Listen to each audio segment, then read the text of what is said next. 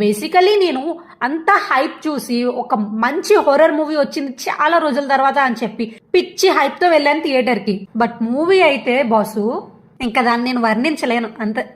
ఇంకా plot of the movie అయితే మూఢనమ్మకాలు వర్సెస్ నిజం, ఈ థీమ్ ని హొర్రర్ యాంగిల్ లో చూపించారు.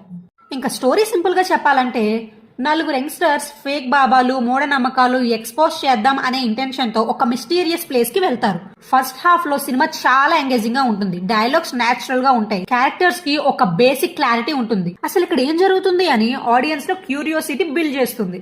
ఓవరాల్ గా స్టోరీ, స్క్రీన్ ప్లే, సీన్స్ అన్ని ఎటెటో పోతూ ఉంటాయి భయ్యా. సినిమా ఇంట్రెస్టింగ్ గానే ఉంటుంది కానీ నరేషన్ క్లియర్ గా ఉండదు. సీన్ నుంచి సీన్ కి సడన్ గా జంప్స్ ఉంటాయి, బిల్డప్ ఉంటుంది కానీ దానికి ఇమీడియట్ పే ఆఫ్ ఉండదు. ప్రీ క్లైమాక్స్ వరకు ఆడియన్స్ లో ఒక కన్ఫ్యూజన్ రన్ అవుతూ ఉంటుంది, డైరెక్టర్ అసలు ఏం చెప్పాలనుకుంటున్నాడు అని. ఇంకా సెకండ్ హాఫ్ అయితే సినిమా ప్రిడిక్టబుల్ గా రొటీన్ గా వెళ్తుంది.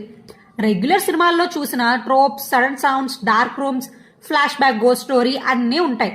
కొన్ని సీన్స్ లో అయితే ఫియర్ బాగా వర్కౌట్ అయింది, కంటిన్యూస్ టెన్షన్ అయితే ఎక్కడ మెయింటైన్ అవ్వదు. క్లైమాక్స్ లో పెద్ద ట్విస్ట్ రివీల్ చేయడానికి ట్రై చేశారు కానీ అది అంత పెద్ద ట్విస్టే కాదు, ఆల్మోస్ట్ ఆడియన్స్ అందరికి ముందే అర్థమయ్యే పాయింట్.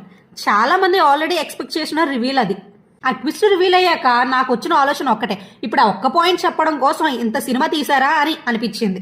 అండ్ ఇంకోటి ఏంటంటే క్లైమాక్స్ తెలిసిన తర్వాత మూవీలో అప్పటిదాకా జరిగిన ఈవెంట్స్ కి ఆ క్లైమాక్స్ పాయింట్ కి అస్సలు లాజిక్స్ మ్యాచ్ అవ్వవు, కంప్లీట్లీ ఇల్లాజికల్ గా అనిపిస్తుంది.